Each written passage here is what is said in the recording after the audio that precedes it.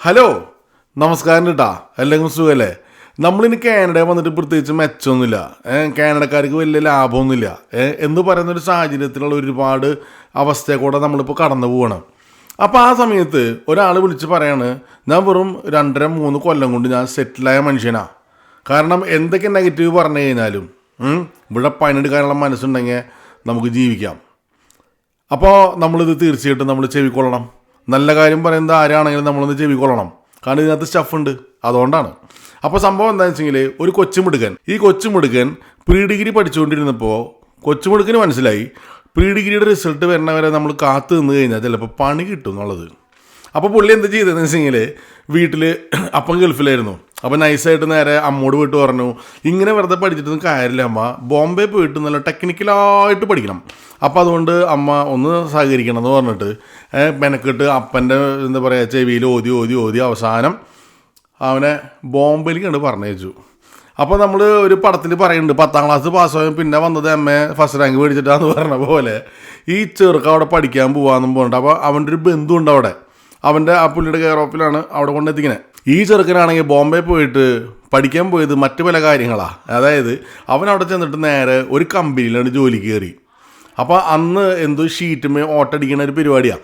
അപ്പോൾ അതിൻ്റെ ഡ്രില്ല് അവൻ കറക്റ്റായിട്ട് യൂസ് ചെയ്യണ ആയതുകൊണ്ട് ബാക്കിയുള്ള എല്ലാവരും സാധനം പൊട്ടിക്കും. അപ്പോൾ ഇവൻ കറക്റ്റായിട്ട് ആ മെഷീൻ കറക്റ്റായിട്ട് പിടിച്ച് ഡ്രില്ല് ചെയ്യുന്നു എന്നുള്ള കാരണം കൊണ്ട് കമ്പനിക്ക് ഇഷ്ടപ്പെട്ടിട്ട് അന്നത്തെ കാലത്ത് ഒരു 10-20,000 രൂപ ശമ്പളം കിട്ടും.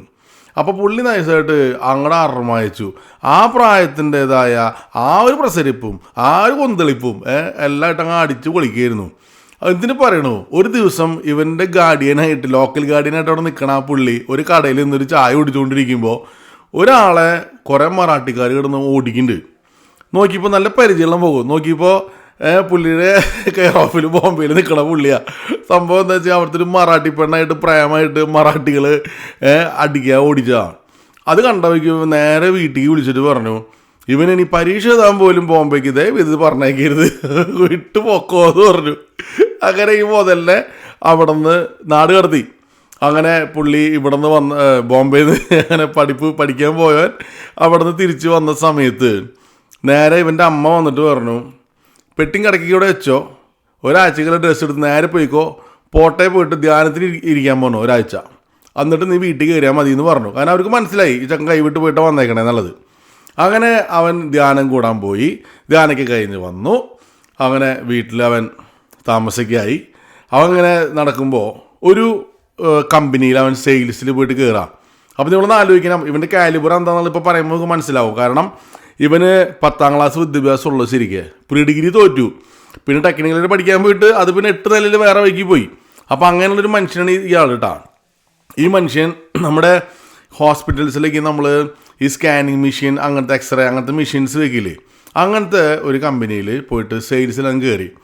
അങ്ങനെ കയറി 3-4 കൊല്ലം കൊണ്ട് 80-90 പേര് വർക്ക് ചെയ്യുന്ന കമ്പനിയിലെ ടോപ്പിലെത്തി എന്നുള്ളതാണ് ഇവൻ. കയറുന്ന ആൾക്കാർക്ക് ട്രെയിനിങ് കൊടുക്കണ ലെവലിലേക്ക് ഇവൻ പൊങ്ങി, വേറെ ലെവലിലായി പുള്ളി. അങ്ങനെ ഒരു 5-6 കൊല്ലം അങ്ങോട്ട് മേഞ്ഞ് നടക്കണ സമയത്ത് അപ്പോൾ അതിനിടയ്ക്ക് ഇവൻ്റെ കല്യാണം കഴിഞ്ഞു. അപ്പോൾ ഇവനെ തോന്നി കല്യാണം കഴിക്കണം തോന്നി. നേരെ വീട്ടിൽ പറഞ്ഞു കല്യാണം കഴിക്കണം. അപ്പോൾ വീട്ടിൽ പറഞ്ഞു, ചെറുപ്രായമാണ് മോനെ, കെട്ടണോ? വേണം, കെട്ടാണ്ടിരിക്കാൻ പറ്റില്ല എന്ന് പറഞ്ഞു. ആ വീട്ടുകാർക്ക് അറിയാം, അല്ലെങ്കിൽ ബോംബെ പോയ ഒരു അടുത്ത പുലിയിൽ ഉണ്ടാക്കാറില്ല, വേഗം പിടിച്ച് കെട്ടിച്ചു കൊടുത്തു. ഒരു ടീച്ചറെ പിടിച്ച് കെട്ടിച്ചു കൊടുത്തു. അങ്ങനെ സുഖമായിട്ട് ജീവിക്കുന്നു. അങ്ങനെ പോകെ ഇവൻ്റെ ഡോക്യുമെൻറ്റേഷൻ അത്ര വെടുപ്പല്ല. കാരണം വെച്ച് കഴിഞ്ഞാൽ ആൾ റിപ്പോർട്ട് ചെയ്താൽ പിടിക്കുക, അല്ലെങ്കിൽ വളരെ വീക്കാണ്. അപ്പോൾ അങ്ങനെ പോണ സമയത്ത് ഒരു എന്താ പറയുക ന്യൂജൻ ഒരു മാനേജറിനോട് വന്നു. അങ്ങനെ മാനേജറായിട്ട് നല്ല ബുദ്ധിമുട്ടായിട്ട് കാര്യങ്ങൾ മുന്നോട്ട് പോവുക. കാരണം ആ മാനേജർക്ക് എന്തെങ്കിലും ചെയ്തു എന്ന് വരുത്തുള്ള കമ്പനിയിൽ ഇപ്പം ഇവനെ പിടിച്ചാണ് കുടഞ്ഞു. ഇവൻ നൈസായിട്ട് തിരിച്ചാണ് കുടഞ്ഞു. ആ കുടഞ്ഞപ്പോൾ എന്താ വെച്ചാൽ മാനേജർ 2 പല്ല് നിലത്തിടുന്നു അറിയില്ലേ, അത്രേ ഉള്ളൂ, വേറെ കുഴപ്പമൊന്നുമില്ല. പിടിച്ചാൽ പടച്ചു. അങ്ങനെ അവിടെ നിന്ന് ഇറങ്ങി കഴിഞ്ഞിട്ട് ഈ കണ്ണൂർ മുതൽ കാസർഗോഡ് വരെയുള്ള കംപ്ലീറ്റ് കോണ്ടാക്ട്സ് കൊണ്ടിരിക്കുക. കണ്ട കൊല്ലത്തെ ആദ്യമായിട്ട് നേരെ അപ്പൻ്റെ അടുത്തുനിന്ന് ശകലം പൈസ കടം മേടിച്ചിട്ട് ഒരു മെഷീൻ ഒരു സ്ഥലത്ത് കൊണ്ടുവച്ചു. അപ്പോൾ ഞാൻ അറിയണത് ഈ ഹോസ്പിറ്റലിൽ നിന്ന് ഇങ്ങനെ എന്താ പറയുക കടത്തിന് ലീസിന് വെക്കുന്ന പോലെ വെച്ചിട്ട് ഇങ്ങനെ പൈസ കളക്ട് ചെയ്യുന്ന പരിപാടിയാണ്. അങ്ങനെ അത് വെച്ചു, അടുത്തത് വെച്ചു, അങ്ങനെ വെച്ച് തുടക്കത്തിൽ ബൈക്കിൽ കേരളം മൊത്തം കറങ്ങി നടന്ന് ഇത് വെച്ചിരുന്ന അവസാനം ഈ മനുഷ്യൻ ഗ്രാൻഡ് സാമ്രാജ്യം എന്ന് പറഞ്ഞാൽ ഓൾറെഡി അവൻ വർക്ക് ചെയ്യുന്ന കമ്പനീനെ വെട്ടിക്കണ രീതിയിൽ ഇവനും ഡെലിവറിക്ക് ആൾക്കാരുണ്ടാവുന്നു, ഇവനും വണ്ടികൾ, ഡ്രൈവർമാർ, അക്കൗണ്ടന്റുമാരും വേറെ ലെവലിൽ അങ്ങോട്ട് പോങ്ങി നല്ല അടിപൊളിയായിട്ട് പോയിക്കൊണ്ടിരിക്കുക. പുള്ളി പറഞ്ഞത് ഒരു ദിവസം കടന്നു പോകണമെങ്കിൽ 8 ലക്ഷം രൂപ വേണം. പുള്ളിക്ക് ദർബാറടിക്കാനല്ല, പുള്ളിയുടെ കംപ്ലീറ്റ് എക്സ്പെൻസ്, എംപ്ലോയീസിൻ്റെ ശമ്പളങ്ങൾ, പിന്നെ പൈസ എടുത്തിട്ടാണ് ഇടപാട് മുഴുവൻ ചെയ്യണത്, അതിൻ്റെ അങ്ങനെയൊക്കെ ആയിട്ടുള്ള ലെവലിൽ ഗ്രാൻഡായിട്ട് പോയിക്കൊണ്ടിരിക്കുക. അപ്പോൾ പുള്ളി അധ്യാനം കൂടിയതിന് ശേഷം പുള്ളി പറഞ്ഞു, വേറൊരു 6-ാം പറപ്പിന് ഞാൻ പോയിട്ടില്ല ചേട്ടാ, അതുകൊണ്ട് തന്നെ നല്ല രീതിയിൽ സേവിങ്സ് ഉണ്ടായിരുന്നു. ഹൈവേയുടെ സൈഡിൽ വലിയ വീട്, അങ്ങനത്തെ എല്ലാ കാര്യങ്ങളും ഉണ്ടായിരുന്നു. അപ്പോൾ അങ്ങനെ ഗ്രാൻഡായി പോയിക്കൊണ്ടിരിക്കുമ്പോൾ ഒരു ദിവസം ആളുടെ പഴയ കമ്പനിയുടെ മുതലാളി വിളിച്ചിട്ട് പറഞ്ഞു, ചക്കരെ നിൻ്റെ ഈ പോക്ക് കടിഞ്ഞാലില്ലാത്ത കുതിരയുടെ പോലത്തെ പോക്കാ, സാധനം ഒന്ന് പിടിച്ചോ നീതാന്ന് പറഞ്ഞു. അപ്പോൾ ഈ ബിസിനസ്സുകാർക്ക് ഉണ്ടാവുന്ന കുഞ്ഞു അസൂയൊക്കെയുണ്ടല്ലോ, അതിൻ്റെ ഭാഗം വെച്ചിട്ട് പറഞ്ഞു, നീ താൻ പോടെ പറഞ്ഞു, എനിക്ക് അറിയാൻ്റെ കാര്യം നോക്കാമെന്ന് പറഞ്ഞിട്ട് വലിയ ഡയലോഗ് അടിച്ചു. അപ്പോൾ ഈ മുതലാളി സത്യം പറഞ്ഞ പോലെ തന്നെ കടിഞ്ഞാലില്ലാത്ത പോക്കാണ് പോയിക്കൊണ്ടിരുന്നത്, ഇവനറിയില്ലായിരുന്നു അത്. അങ്ങനെ ഗ്രാൻഡായിട്ട് പോയിക്കൊണ്ടിരിക്കുക ഒരു ദിവസം ഇവൻ ഒരു ഹോസ്പിറ്റലിലേക്ക് ഇങ്ങനെ ചെല്ലാണ്. വണ്ടിയിൽ നിന്ന് ഇറങ്ങി ഡ്രൈവർ വന്ന് ഡോറയ്ക്ക് തുറന്നെടുത്ത് നല്ല ജിണ്ടം കാഴ്ചയായിട്ട് ഇങ്ങനെ പോണ സമയത്ത് ഇങ്ങനെ പോയി പിളക്ക ചെയ്തുകൊണ്ട് ഒറ്റ വീഴ്ച നിലത്ത്.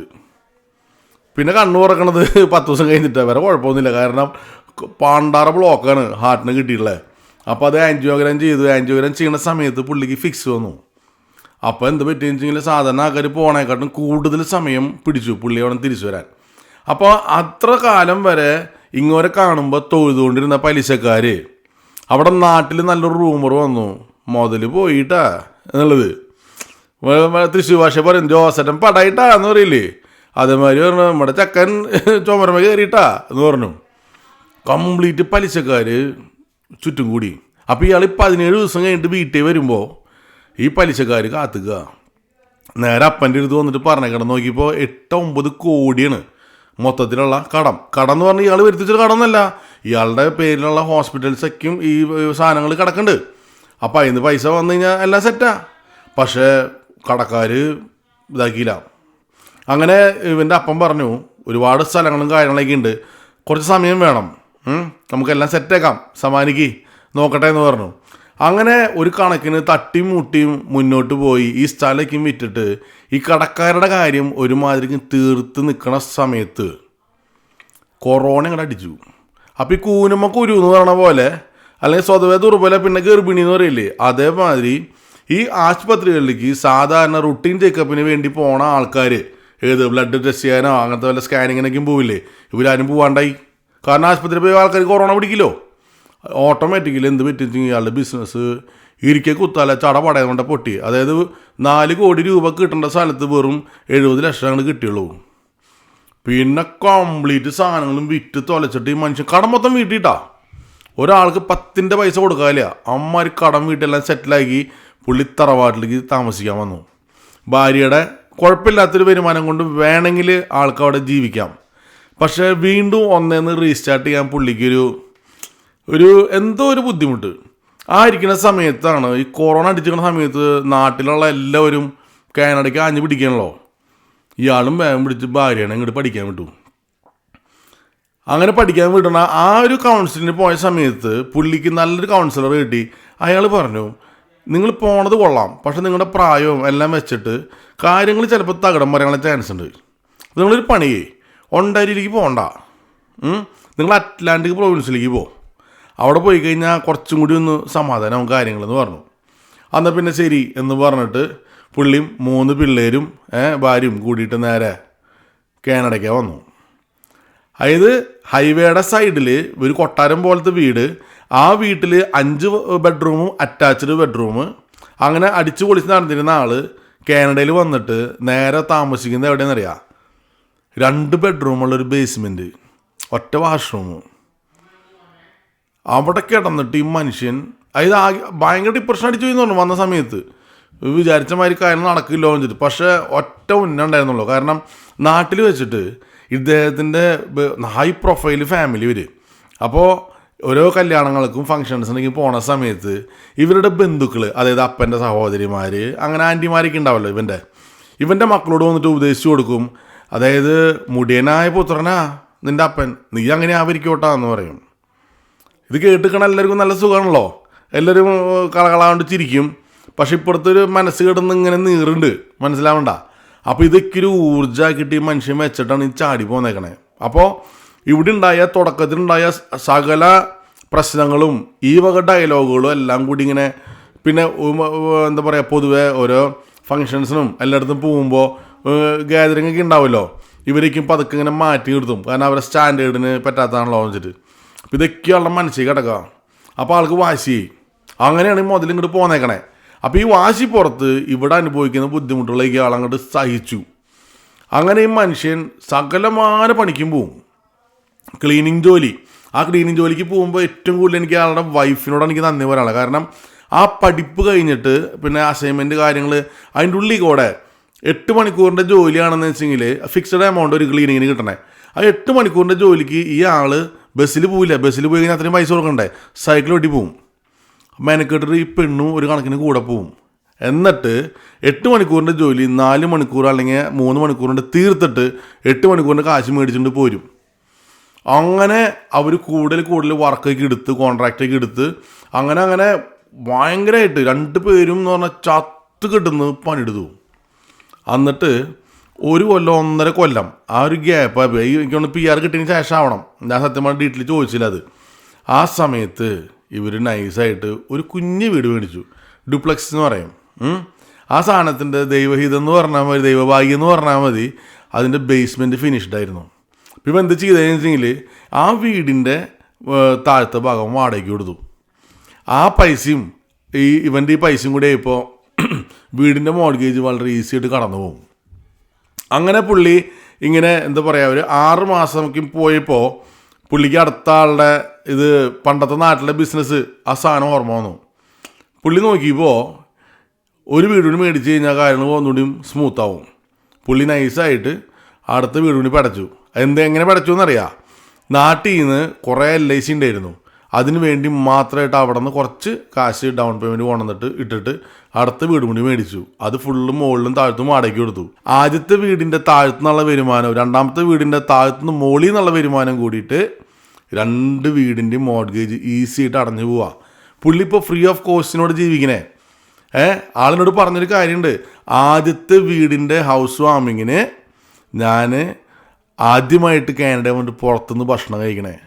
എൻ്റെ മക്കൾ വരെ അത്രയോ 1.5-2 കൊല്ലത്തോളം ഞങ്ങൾ പുറത്തുനിന്ന് ഭക്ഷണം മേടിച്ചിട്ടില്ല. എൻ്റെ മക്കളേക്ക് നാട്ടിൽ എങ്ങനെ ജീവിച്ചതെന്നറിയാം ചേട്ടന്. ഇവിടെ വന്നിട്ട് അത് പിള്ളേർക്ക് മനസ്സിലായി ടാർഗറ്റ് വേറെയാണെന്നോ. ഒരിക്കൽ പോലും മക്കൾ അത് വേണം ഇത് വേണം എന്നുകൊണ്ട് ഒരിക്കലും വാശി പിടിച്ചിട്ടില്ല. ആദ്യമായിട്ട് ഞങ്ങൾ പുറത്തുനിന്ന് ഭക്ഷണം മേടിച്ചത് വീടിൻ്റെ ഹൗസ് വാമിങ്ങിനായിരുന്നു എന്ന്. അത്രമാത്രം കിട്ടുന്നത് മുറുക്കി പിടിച്ചിട്ട് കട്ടയ്ക്ക് തന്നെ പിടിച്ചു. ഇനി ഇയാൾ ഓരോ ജോലിക്ക് പോവില്ലേ, ക്ലീനിങ് ജോലിക്ക് പോകുമ്പോഴേക്കും അമ്മേനെ അപ്പനെ വിളിച്ച് പറയും, ഞങ്ങൾ ഇന്ന ജോലിക്ക് പോണത്, ഇപ്പോൾ നാളെ മൂവിങ് ജോലി മറ്റേ മറിച്ചിട്ട് പറയും. അപ്പോൾ വീട്ടുകാർ പറയും, എൻ്റെ പൊന്നു മോനെ നീ ഇങ്ങോട്ട് പോന്നോ, നമുക്ക് ഉള്ളതുകൊണ്ട് ജീവിക്കാം. പുള്ളി പറയില്ല, വാശിയാണ് അപ്പാ, എനിക്ക് പിടിക്കണം, എനിക്ക് പോയത് തിരിച്ച് പിടിക്കണം, എന്നിട്ട് ഞാൻ വരുള്ളൂ എന്ന് പറയും.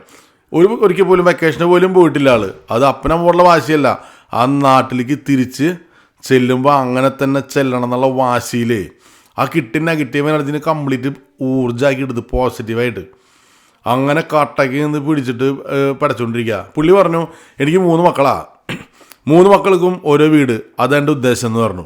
അപ്പം ഞാൻ പറഞ്ഞു, ചേട്ടാ ഇത്ര നേരം ചേട്ടൻ പറഞ്ഞു എനിക്ക് ഇഷ്ടപ്പെട്ടു, അവസാനം പറഞ്ഞ സാധനം ഉണ്ടല്ലോ അതെനിക്കിഷ്ടമായിട്ടില്ല. അതായത് നമുക്ക് പിള്ളേർക്ക് നമുക്ക് തീർച്ചയായിട്ടും നമുക്ക് സമ്പാദിക്കണം, പക്ഷെ പിള്ളേർക്ക് വേണ്ടിയിട്ട് നല്ല വിദ്യാഭ്യാസം, നല്ല വ്യക്തിത്വം, നല്ല സ്വഭാവമുള്ള മക്കൾ, ഇത് മതി. നല്ല വിദ്യാഭ്യാസം കൊടുത്തു കഴിഞ്ഞാൽ അവർക്കുള്ള വീട് അവർ മേടിച്ചോളും. അതിനു വേണ്ടി താങ്കൾ കഷ്ടപ്പെടേണ്ടതാണ്. ഇതാണ് എൻ്റെ ഒരു സിസ്റ്റം. അതുകൊണ്ട് എൻ്റെ ചിന്ത അതാണ്. അതിൻ്റെ പേരിൽ ഈ പറഞ്ഞത് എനിക്ക് ഇഷ്ടപ്പെട്ടിട്ടില്ല. 3 മക്കൾക്ക് 3 വീട്. കാരണം ഇങ്ങനെയൊക്കെയും പറഞ്ഞിട്ട് കുറേ ചത്ത പേരൻസ് ഇപ്പോൾ നക്ഷത്രകാലം എണ്ണിക്കൊണ്ടിരിക്കുന്നത് എനിക്കറിയാം. അപ്പോൾ അതുകൊണ്ട് ഞാൻ പറഞ്ഞതാണ് അവരോട്. പക്ഷേ ഞാൻ പറഞ്ഞു, ചേട്ടാ കൊല്ലം കുറേ ഞാൻ അവിടെ കാണുന്ന കാര്യങ്ങളാണ്, അതുകൊണ്ട് നമുക്കറിയാം. അതുകൊണ്ട് ചേട്ടൻ അത് വിട്ടേക്ക്, ഇനി നാട്ടിൽ എത്രയും പെട്ടെന്ന് ചേട്ടൻ്റെ കാര്യങ്ങൾ സെറ്റിലാക്കിയിട്ട് ചേട്ടൻ തിരിച്ച് രാജാവിനെ പോലെ പോകണം, എനിക്കൊന്ന് അറിയണം, അതെനിക്ക് സന്തോഷമാണെന്ന് പറഞ്ഞു. അപ്പോൾ ഈ വീഡിയോ കാണുന്ന എനിക്ക് നിങ്ങളോട് പറയാൻ ഇത്രയേ ഉള്ളൂ. ഓരോ രാജ്യത്തും ഓരോ നാട്ടിലും ഓരോ സമയത്തും കഷ്ടകാലവും നല്ല കാലയ്ക്കും വരും. പക്ഷേ അറിഞ്ഞ് കളിക്കാനുള്ളവന് അവൻ എവിടെയാണെങ്കിലും കളിക്കുകയും ചെയ്യും, പോയത് തിരിച്ച് പിടിക്കുകയും ചെയ്യും. അപ്പോൾ അങ്ങനത്തെ ഒരു ആറ്റിറ്റ്യൂഡിൽ വേണം നമ്മൾ പ്രത്യേകിച്ച് ഇനി. കാരണം പണ്ടാറ് മത്സര എല്ലാവിടെയും. അപ്പോൾ നമ്മൾ ഇടിച്ചിടേണ്ടത് ഇടിച്ചതിന് ഇടണമെന്ന് പറയില്ല. അല്ലാണ്ട് ഒതുങ്ങി കൊടുത്തിട്ട് സൈഡിൽ കൂടെ പോകാൻ നടക്കില്ല. നെഞ്ചും വിരിച്ച് കട്ടയ്ക്ക് നിന്നിട്ട് പടയ്ക്കണം. അങ്ങനത്തെ ഒരു ഉദ്ദേശത്തിൽ വേണം കാനഡയ്ക്ക് കയറാൻ. കാനഡയ്ക്ക് മാത്രമല്ല ഏത് രാജ്യത്തേക്കും പോകാൻ. ഇപ്പോഴത്തെ കണക്കനുസരിച്ച് ഇന്ത്യയിൽ ഇപ്പോൾ തന്നെ അവസ്ഥ. അതുകൊണ്ട് നെഞ്ചും വിരിച്ച് പടച്ചാലേ ശരിയാവുള്ളൂ. അപ്പോൾ ഒരിക്കലും ഞാൻ വീണ്ടും പറയാണ്, അത് നമ്മൾ ഒരാൾ നാട്ടിൽ നിന്ന് ഇത്രയും പ്രശ്നത്തിൽ പെട്ടു, പുള്ളിക്ക് വേണേൽ തളർന്ന് താഴെ പോവായിരുന്നു. പക്ഷേ അവനവൻ തീരുമാനിച്ചാൽ മതി. നമ്മളെ തോൽപ്പിക്കാനാവില്ലാണ്ട് വിചാരിച്ചാണ്ടല്ലോ വണ്ടി മുന്നോട്ട് തന്നെ പോയിക്കോളും. ഇങ്ങനത്തെ അനുഭവങ്ങൾ നിങ്ങൾക്ക് ഉണ്ടെങ്കിൽ ദയവ് ചെയ്ത് നമ്മുടെ വാട്സപ്പ് നമ്പർ താഴെ കൊടുക്കുന്നുണ്ട്, ഡിസ്ക്രിപ്ഷനിൽ കിടക്കുന്നുണ്ട്. അവിടെ പോവുക, നമ്മൾ കാര്യങ്ങൾ വോയിസൊക്കെ ഇടുക, മെസ്സേജ് ഇടുക. നമുക്ക് ആൾക്കാർക്ക് ഗുണം കിട്ടുന്ന കാര്യങ്ങൾ തീർച്ചയായിട്ടും നമുക്ക് നമ്മുടെ വീഡിയോയിൽ പറയാം. അപ്പോൾ നമുക്ക് വീണ്ടും കാണാം. ഓക്കെ, ശരി എന്നാൽ ബൈ.